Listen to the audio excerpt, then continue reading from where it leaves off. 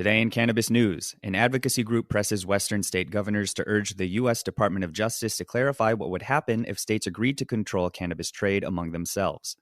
Washington, D.C. legislators convene a hearing on proposals that would legalize adult-use cannabis and grow the district's medical cannabis industry.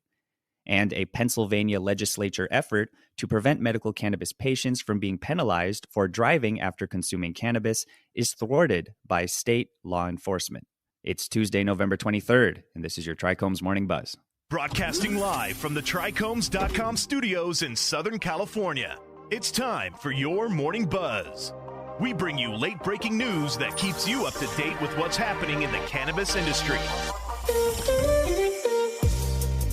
First up, a petition is being circulated by the advocacy group Alliance for Sensible Markets for anyone wanting to press the governors of California, Colorado, Oregon, and Washington to urge the U.S. Department of Justice to clarify what would happen if states agreed to control cannabis trade among themselves. Currently, every state's cannabis industry is compartmentalized in its boundaries.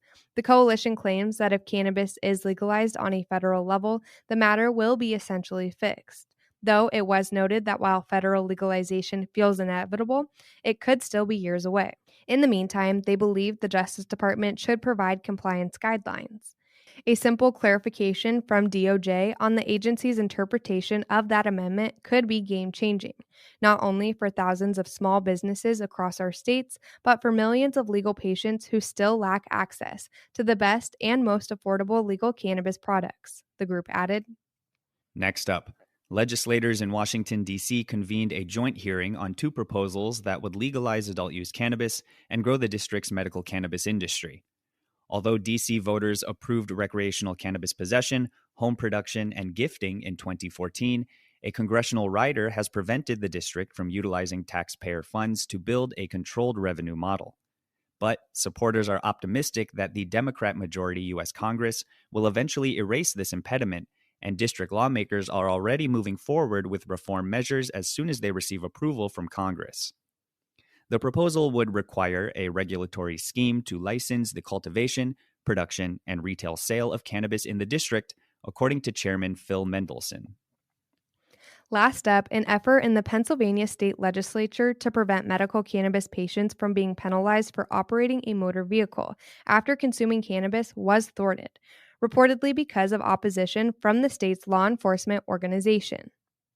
Legislators have been focusing on an independent bill to ensure that certified patients aren't charged for retaining cannabis compounds in their bodies, which can be discovered weeks following an individual consuming cannabis. Representative Chris Rabb attempted to add the text to a wider vehicular proposal as an amendment in a recent House chamber session. The text was ultimately pulled from discussion when Representative Todd Polinchok, a GOP co-prime sponsor, withdrew himself from the solo measure, citing concerns expressed to him by the Pennsylvania State Troopers Association. That was today's Buzz. Thanks for listening. For more cannabis news and insights from industry professionals and a place to discuss these stories and others, visit trichomes.com. And be sure to catch up with all of our other cannabis industry-related podcasts like Hash It Out, Tech and Cannabis, or the International Cannabis Conversation wherever you get your podcasts. For Trichomes.com, I'm Devin Liao. And I'm RJ Balde, signing off.